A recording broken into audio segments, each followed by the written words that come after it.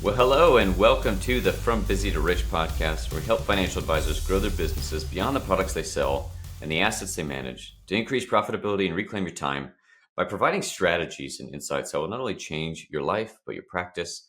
Wes, it's always a pleasure to see you. How are you this morning? Doing fantastic. Justin's looking forward to our content today. Yeah, I know it's an exciting one and really central to what we do here and talk about, but not just here. It's really a core value, part of what we do on our business within the practice. And so I'll hand it off to you to kick it off with a couple of quotes I know that are really central to this theme. Yeah, so there's a great quote, and I just love this because, as you said, it is central to a lot of the heartbeat of the way we operate. I think it's this whole concept we're going to dive into. It really is all about unleashing human potential. And so this is an Eric Hoffer quote. He said, "In times of change, learners inherit the earth, while the learned find themselves beautifully equipped to deal with a world that no longer exists." It's such a good one. It's so good, and we say it all the time because there is this fundamental idea that we're going to explore today that I think, as I look back on the last 22 years of being in this business, and really even before that, has fundamentally changed my life. And I've seen it change businesses and people, and just the health and the value that organizations are capable of delivering, and a lot more fun when you can approach life this way. And when I really first started putting this together, I remember a story about my dad. My dad, for those of you who don't know, he was the operations director for a large franchise of Blockbuster videos. So they were Major Video before. It was like a private company, and then Blockbuster bought them. Blockbuster became this massive behemoth. Like it was in 2000, it was a $6 billion company, and they had about 10,000 stores all across the country. And my dad, they were a private franchise, a part of this public company. And he got on there what they would be the equivalent of like a board of directors advisory board. So they weren't the board of directors, but they were this advisory board. And so one of the things that they would do every year, a couple times a year, they'd go up there and they'd meet with the main board. Board would update them on things they're working on. They would ask for feedback. And I remember my dad saying when he came back, and it was just past 2000, he said, "I think our days in this business are numbered." And I remember saying, "Well, what do you mean?" He said, "Yeah." He said, "Just the company has this tendency to defend the way we've always done it." And he started talking about what he didn't have the right terminology or the right name for the company, but he was talking about Netflix. And if you ever want to check out a really good story, you go read the book No Rules Rules, which is one of the founders of Netflix that wrote this book. And he tells the story of when Netflix was a startup company. So they had like 141,000 subscribers. They were delivering DVDs in the mail through the U.S. postal system. And I remember, and so he said, and he walks in this boardroom because they had this idea where they were going to revolutionize and be able to like change the way people consumed home entertainment. And so what he ended up doing, they built this model. It was working. They had a lot of future things for online, and they go to Blockbuster and they got a meeting with the CEO, Aniaco, at the time. And they kind of pitched and they said, "All right, look, Blockbuster, we would like to like take Blockbuster can take over Netflix. We'll brand it Blockbuster, and we're going to continue our subscription-based model through DVDs in the mail. And there's this whole online movement coming because we feel like this is the way people are going to move towards and gravitate towards in the future." And they kind of spit all this out. And Aniaco listened, they said. And then after about 10 minutes of discussion, he said, "Well, let me just ask you something. How much would it cost Blockbuster to buy Netflix?" And they said it would cost $50 million. And Aniaco flatly declined. He said, "Look, guys, we're the giants in this industry. And we've got 10,000 stores. We're a $6 billion company. If we wanted to go create this thing, we'd create it ourselves, but nobody's not going to want to go to a video store. I mean, look at our history. Look what we've built, how great it is." And he kind of goes through this, and they left there. They would say that day was the worst day of their life, and then later became the best day of their life. Because if you follow the story, 10 years later, Blockbuster filed for bankruptcy, and Netflix was like a $9.3 billion company. And today, I don't know what the current market cap is, but it's well over 250 billion. And it's just a massive behemoth that is in the industry. But here's what it makes me think about is it makes me think about this idea that all of us have a gravitational pull, if we're not careful, to defend our existing set of habits. And I believe with all of my heart that one of our greatest opportunities to recognize our future possibilities is not about abandoning our normal, totally. But it's also not about rejecting new. It's about keeping a healthy tension between the two, transforming the tension between the two on an ongoing basis. Because if we're not careful, what happens in all of our lives, and this, maybe you're not thinking your Blockbuster video, but think about how many times in your day when you hear a new idea, a new approach, something that's not a part of your normal muscle memory way of making progress, how oftentimes you have this internal conversation with yourself that you're rejecting that new and you're defending the way you've always done it. This is why that wouldn't work here. Look what's worked well in our past. And so, Justin, I want to talk about this today and really tease it out a little bit and talk about how this balancing act of navigating the tension between tradition and innovation, between navigating that tension between the normal and new, it can be one of the greatest accelerators to unleashing human potential and increasing profitability and quality of life. I think it's such a great topic. And that story in particular is the extreme version of like what's possible or dangerous when you think everything is good, that you don't need to create any new change and you're not looking for advancement. Absolutely. Yeah. And I remember the awkward phase where they started to try to catch on, and they took on like the red box model for a bit, and Oh yeah. all of a sudden you had the Blockbuster, like, okay, you don't have to go to the store, but now you can get that was, I mean, the reality is it was just You were defending, still going to a store. yeah, right. Yeah, it's just still defending more of the normal, like not Yeah. being able to look ahead and seeing what's coming down the pipeline, or being the opposite when you're in those early phases, like in this business, a lot of it's new and you're not even normalizing any of it. You're just trying to ingest everything. But there's got to be a baseline of like, you've got to absorb it and figure out how it's going to apply to you so it can be normalized, and define what that new is that you're going to target. Because there's tons of new out there. There's lots of shiny objects, but they're not all going to be good. What's that comment we make about, new isn't always better, but better is always new? Oh yeah, I love that.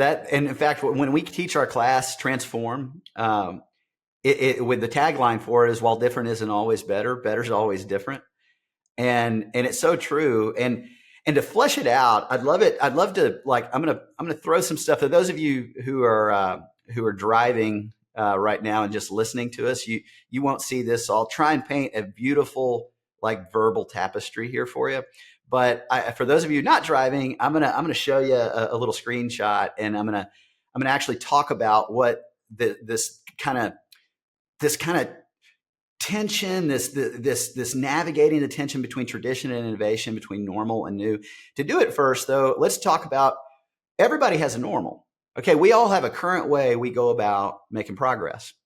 And we've got this kind of up on the screen here where we're talking about what is our normal. And so you can certainly divide it into a bunch of subcategories here, but it's your beliefs, the perspectives you have, the self-image you carry, your habits, processes, and procedures you're currently working with, your appearance, your presence, how you're showing up, the competencies and character that you've built, narratives that you use to move people from one place to another, the team that you've surrounded yourself with, their quality and quantity, the markets and memberships you belong to, the products and services that you engage with, technology, education, training. I mean, we could go on and on and on, but if I was to follow you around and audit your life in any area of life, but let's just take your business life, or you were to follow me around and audit my life, you would find out, what is my normal? What is my current way of going about making progress? And here's the thing, all of us can have a future different way of doing all that stuff. Everybody can have we can have a transformed way of making progress. And as we said earlier, I believe, and we've seen this play itself out over and over again, is that our greatest opportunities to recognize our future possibilities is not about abandoning the normal. And it's also not about rejecting new. It's about keeping tension between the two. And so when we think about this, I think there's some common like enemies to this. I think there's a lot of reasons why we tend to defend normal and reject new. And I think those enemies are a couple. I think even if you're listening to this podcast, you're a striver already. Like you're not tuning in because you don't have anything going on, right? So this will fill my time. You could go to Netflix for that. Instead you're tuning in because you want to be better. And you kind of know if we're sitting here talking about it in a room, and it's like you're not even taking notes on that, right? That different isn't always better, but better is always different. And so as you think about that, you and I both know to get where we've not yet been, we've got to be willing to do things we've not yet done. And it's not that things we've done in the past haven't served us well, although some of them probably haven't. And it's not that they haven't assisted us getting to this current level of progress that we're at today. But it certainly is not going to take us to that next place we've never been. And I know something about all of us. All of us have a gap between where we are and where we want to be. And the gap between where we are and where we want to be never goes away. It just moves. And that's the healthy thing. We've been talking about that just on our last podcast together. But when you're thinking about this and you go, yeah, I get it, Wes. I get that different isn't always better. Better is always different. I need to keep the tension healthy between normal and new. I need to transform the way I'm approaching the business on a regular basis if I want to have an extraordinarily better and different life. But there are some things like you can listen to a podcast and go, that is so good. I'm going to write that down. I'm going to star it and circle it. That's something I'm going to do. Or you go to a conference. Justin, I mean, how many times we just came back from a big annual conference we go to every year. And we wrote stuff down, man, we circled, this is going to be so good. And just like everybody else in the audience that paid to be there and gave away their time. Or you read a book, right? You read a book and it's so good. You listen to it. You're like, this is game changer. I'm going to do it. So what is the thing in us that still won't do it? And I think there's a couple of like enemies to normalizing new, to keeping the tension healthy between the two. One of them is simply fear. Okay, fear. Because when we talk about, different isn't always better, but better is always different. It's the first part of that statement that gets us, doesn't it? Because here's what I know. As much as you want things to be better, even more than that, you don't want things to get worse. Mm-hmm. You know what I'm talking about? Thoughts on that, Justin? Yeah, well, I think you talk about complacency with people. It's easy to become comfortable with where you are. And even though you want something better or you want more of something, the one thing that you don't want is to give up what you currently have. Yeah. Yeah. There's, in the market, there's also this whole reams of study on this, but loss aversion. People actually have a greater pain of losing than they actually do of not winning. And it's psychological, it's counterintuitive and doesn't make sense. But the reality of all of us is we don't want things to get worse. That's just a reality. So the thing is, the other part of the statement's true too, is while different and always better, better is always different. And if you want to be beautifully prepared for a world that no longer exists, keep doing what you've always done. Because there is this kind of curve, and I'll show it to you here, that we utilize in our organization, this growth curve.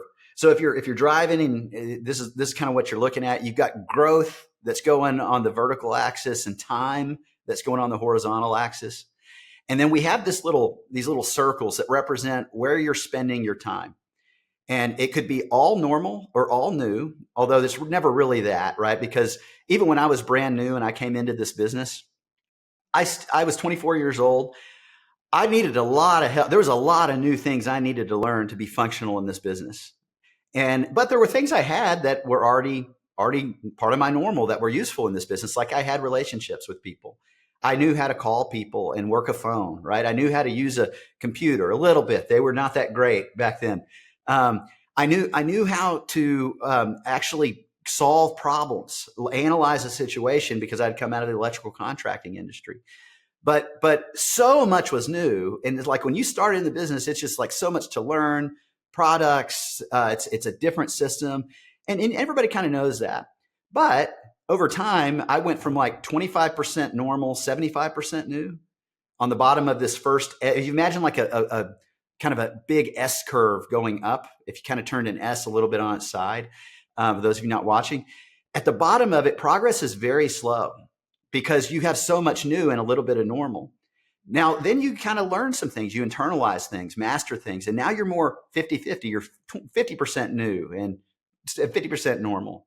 And then when you really start hitting stride, when you're really making progress on your first S curve, that's where you have like 75% normal, 25% new, and you are running. Now, here's where it gets interesting. You will either, if you stay in that mode of only 25%, or some people don't even have that in new, but so let's say 25%, we'll give them the benefit of the doubt. If you stay in that mode, you will certainly keep running for a while, but then you're going to plateau and then you're going to decline or atrophy, because you can't keep doing the same thing over and over again in a moving and changing world and expect things to continue to get better. They can get good for a while until you kind of reach your ceiling of complexity. And then unless you reinvent, you're going to decline. And so this is what we always look at, our growth curves. We're constantly, in our case, quarterly, going back and stopping and saying, all right, where are we now? What future do we want to create? And in light of that, and we have big ideas on the future. We'll talk about like 10X, which is Dan Sullivan's concept that 10X growth is actually easier than 2X growth. Because 2X growth, there's so many things you can grow by 2%, but they generally involve doing what you're already doing faster or louder, run faster, work harder. 10X growth, you can't grow 10X by keeping a lot of the existing things you have. And so your options are fewer. It kind of narrows the focus. But every quarter, what we're doing is we go and kind of figure out where we want to be, where we're starting from. And then in light of that, what are the things we need to normalize that are new, that we've not yet done and have not yet added value to our lives, because by definition, they're new. How do we blend those into the rhythm of our operation? And so we go back to kind of a 50-50. And then hopefully we internalize those well, and we're running and we're back at that 75% normal, 25% new. And then we got to go back again. Otherwise, again, the S curves keep repeating. And if you want to check this out, go online or on YouTube and watch us. You can see this visual. We'll also include these visuals in the show notes. But this is how growth works. So I want to go back and go back to this one of fear. So the bottom line is fear of things getting worse. It will cause you to not even see, or certainly not seize, the things that are going to lead you to your next big jump. But you got to remember, if you're in your best moments, if you're really thinking, you know that, hey, we know that if we want to get better, we've got to do things different. So rhythmically, like, don't blow everything up, but rhythmically have points in your year where you're stopping and saying, all right, what is it that we need to normalize that's part of our new? And what of our normal do we need to nurture? Because there are things you're doing right now that probably will fit and are still pretty good. And so every quarter, that's what we have. I have nurture the normal. Here's what we're going to keep doing. And then normalize new. Here are the things that we believe are going to move the needle that are not a part of our next 10X jump. So anything else on fear, Justin? No, I think that's one that a lot of people can resonate with in the sense of what the enemy is, so the true enemy there. I think the tangible point is to make this hit home from how it feels for us. Like when we're going to look at this quarterly, Wes already talked about we're going to conferences, and there are ideas and things coming from, but you can't implement all of those at any point in time, like in a condensed period of time. Sure. But it gives us a rhythm of an opportunity to go back. All right, of the things that we've identified that could be great new for us. Yeah. What is the 1, 2, or 3 things that we're going to focus on right now? What's critical? And the flip side of that, you can talk a little bit more about this, maybe tie into the other enemy here, but is as we're adding new, some things have to fall off. Like some things that we were doing, we're no longer going to keep doing. And I think there's that component as well of not only normalizing some of that new and building that into the rhythm, but identifying, all right, some of the things that got us here aren't going to be beneficial with where we're going. And you can see this in every area of your life. Hey, thanks for tuning in to From Busy to Rich. If you're listening and something sparks a question or you just want to explore these ideas further, visit us at wesyounglive.com or email us at info@wesyounglive.com. You'll find free resources, tools, and ways to get in touch. We'd love to hear from you. Totally. And it's so true, because all of us have things that, again, maybe some of them serve you well for a while, but there's a shelf life to it. The markets have moved, maybe just the way culture is moving. that tool or that strategy or that thing you were using, it just no longer serves you as well. And then some things haven't served you well. They just have come along with you. It's kind of like if you've got a bad tooth and you just learn to chew on the other side of your mouth, you existed, you lived, just not optimally. And if you just got that tooth fixed, man, it would make all the difference in your comfort and your ability to eat and enjoy well. So they're just looking for those things. Last one, and then I want to get into some practical application here, is fatigue. This is the other big enemy. This one's so sneaky because here's the deal. Again, we know we need new and we know we want to blend it in, but you can fill up your day with your normal already. So the reason, I laugh, I always tell the story about my buddy, Michael Broderick. Years ago, we were at one of our annual conferences and we got to the big convention room first where all the speakers were going to be. And we were kind of early and we had our books from the meeting the year before from this same exact meeting. So we were kind of talking, hey, what did you take away from last year? So we opened our books and, we had a lot of the same stuff highlighted and circled and starred and these things. We thought, man, this is going to revolutionize how we're doing this work. And then we hadn't done any of them. That was the other thing. It was a year later, right? We're like, well, what? And it wasn't because we were afraid. And it wasn't because we didn't want to do them in our case. It was because change is like remodeling a house while you're trying to live in it. It is. And if you've ever done that, it is messy, it's inconvenient, and it'd just be less effective than if you just leave it alone. If it'd be more effective just to leave things alone. Because there's always a cost to change, but there's big costs not to as well. And so when it comes to this idea of fatigue, the issue is things that are new have never added to your bottom line. Things that are new have never paid your mortgage. They've never helped solve somebody's problem. Because by nature, they're new. So it kind of feels like when you're doing new things, because you're less efficient with it, it's not subconscious yet. You're having to use your conscious mind. So it's different energy. It's harder energy. Like if you've ever seen a kid learning to tie their shoes, it is like the highest level of concentration when they're learning. Now you could do it, without even thinking about it. Or driving a car. If you drive to the gym, right? And I can do that and talk on the phone, listen to a podcast, but when my kids were learning to drive, I can tell you it was like the highest level of concentration and a bit terrifying at the time. So, but here's what I say all that for is if you don't like structure your day to digest new, to say, okay, these are the things we want to do now, and we'll talk more about application of this over the next couple of podcasts, but where is it going to fit? And I believe it's got to be some of your best energy. It can't be the energy left over at the end of the day. New narratives you're trying to internalize, new systems that you're trying to internalize. It's got to be on the calendar of when is this happening?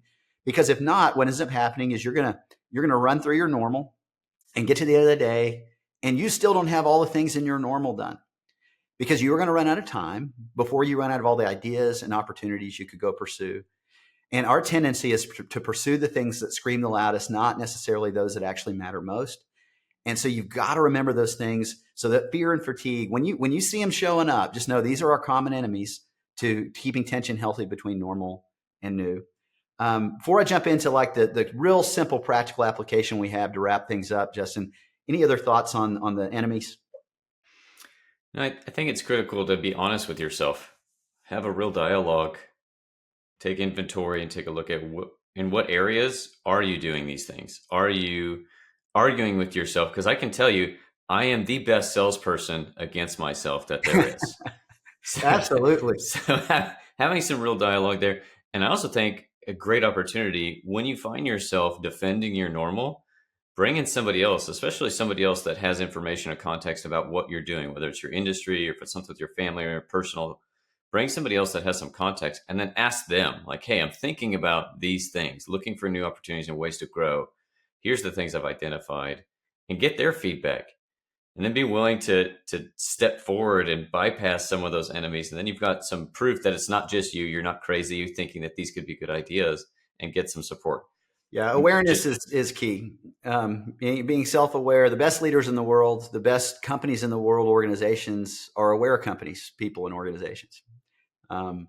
So here's the application, guys. So every quarter, our team goes through this, but to ironically, and this is part one of balancing act, navigating the tension between tradition and innovation. To keep a healthy tension between your normal and new, you have to be great at your normal. And to do that, you've got to identify what your normal is.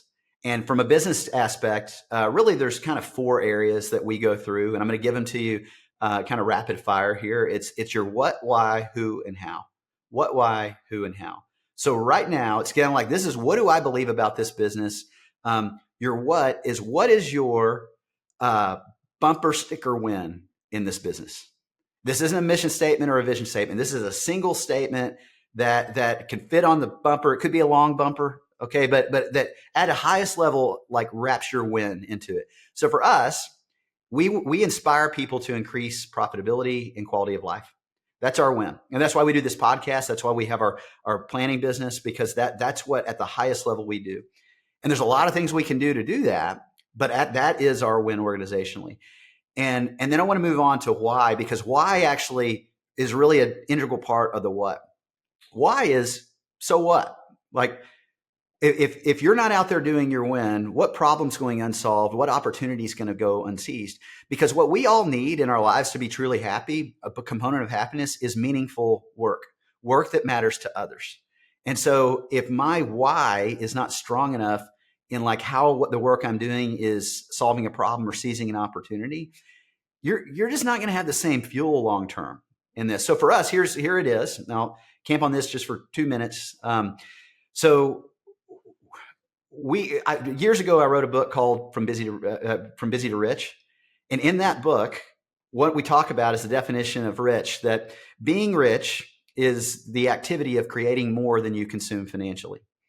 And here's what I've observed in life is most people, because we have this gap between where we are and where we want to be, we run, and it's never fully and finally satisfied, because that's actually a beautiful part of life. We all have a tendency to run out of time before we run out of all the ideas and opportunities we could go pursue. We will run out of money before we run out of all the ideas and opportunities we could go pursue. So when it comes to navigating your gap between where you are and where you want to be it financially, professionally, personally, physically, one of the things with the role we play in the clients' lives is really that person that stops them long enough and says, hey, look, where do you want to go? Where are you coming from? In light of that, what are the areas of planning that are most critical, that are new sometimes, an interruption in your normal, to get you to accelerate your velocity, to unleash your human potential, and really move you to a place where you're not always living with no margin? Because if you were in a team meeting with one of us, and Justin, you've heard this every week for a long time, somebody would say, what's our win? We'd say, we inspire people to increase their profitability and their quality of life. And then the second thing, they go, why does that matter? Because in our effort to get the most out of life, it's easy to live a marginless life. And in so doing, miss out on some of the things that matter most to us in life.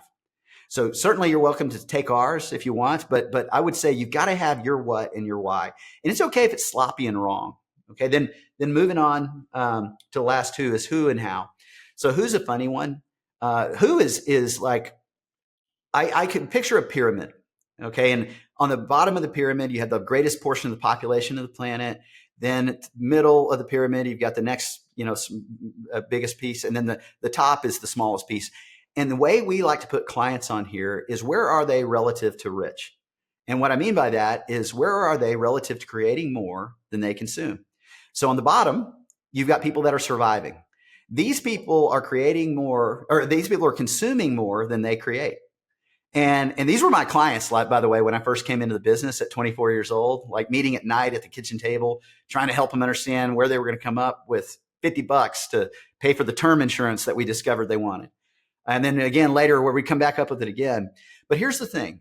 People that are in that survival mode, they believe a lie. They believe, what do I need to break through to the next level financially? I just need to make a little more money. If I had more, then I would be. And so with that idea, understanding more money makes you more of what you already are. And so more, it actually has the potential to accelerate your collapse if you're not careful. You can look at lottery winners or professional athletes that are tragic examples of people who had a little, got a lot, went right back to a little and like destroyed their lives in the process. And then you got the middle, and both, by the way, the middle and the top. So you've got surviving, then second, you've got stabilizing, and then you've got thriving. Both stabilizing and thriving, they're meeting my definition of rich. Okay, both are creating more than they consume financially. Here's the difference. People who are stabilizing are still dependent on their human capital, their ability to go trade time and value of their human capital in the marketplace for an income stream. They are still required to do that in order to continue to create more money than is being consumed. In other words, if they quit going into work, they quit being able to cover all their monthly costs, and whatever they've created is being consumed down.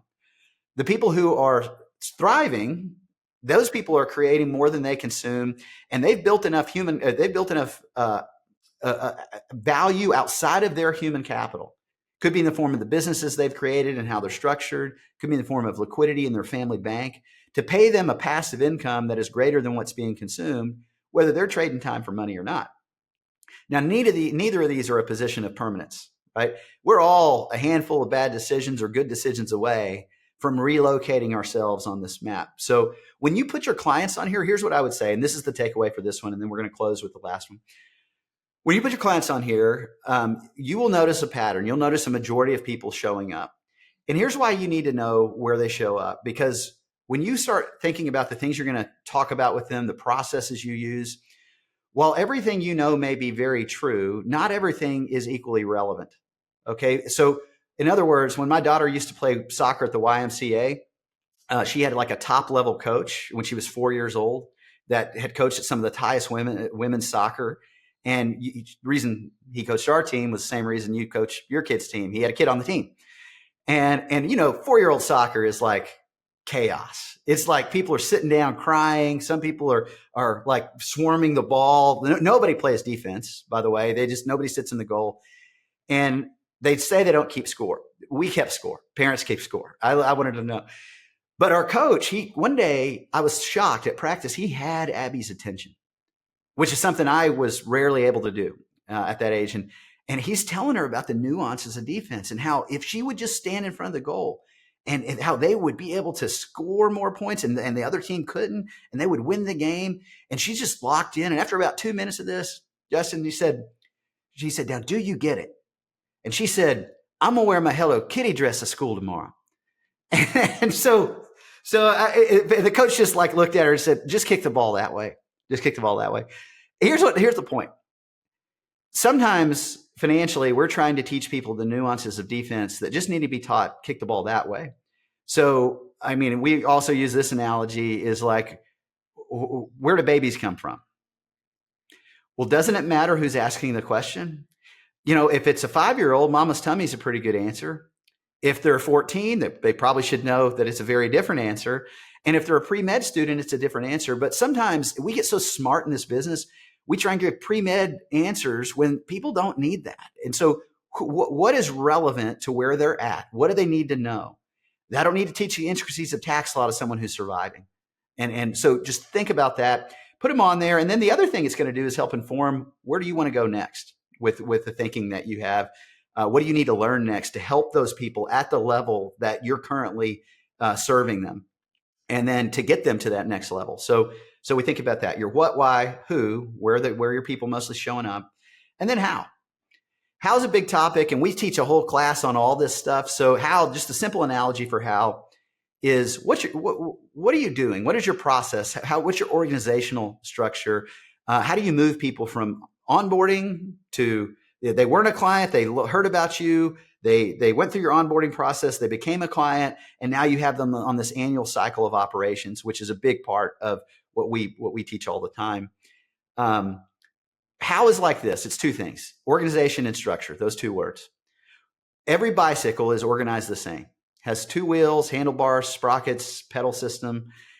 If it had 3 wheels, it wouldn't be the organization of a bicycle. It'd be the organization of a tricycle.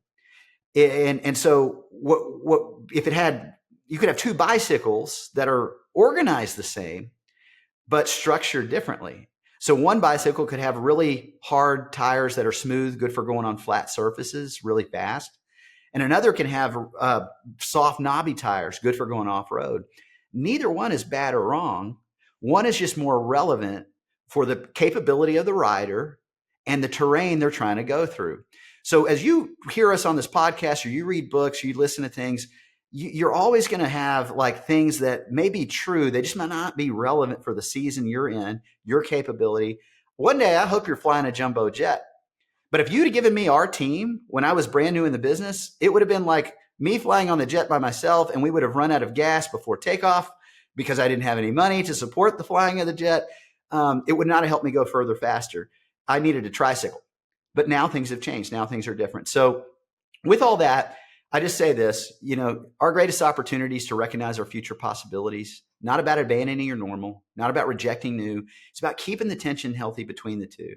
And part one of your ability to do that is you've got to be great at your normal. To do that, you've got to define it. What is your what, why, who, and how? How are you making progress today in this business? Put in there in your how, your systems, technology, all the things you're currently doing. And what will emerge is clarity. It gives you a starting point. And that's going to be a lot of fun for next week when we begin to talk about challenging your normal with new, which is the second part of this. And there are 4 distinctions that we're going to go through together and talk about how we do it. We really hope you enjoyed today's episode and that it impacted your thinking in a positive way to increase your profitability and quality of life. Please check out our website, wesyounglive.com, for more episodes, additional resources. We would love to see you at one of our upcoming Transform Learning Series courses. We'll see you back next time for part 2. Until then, take care.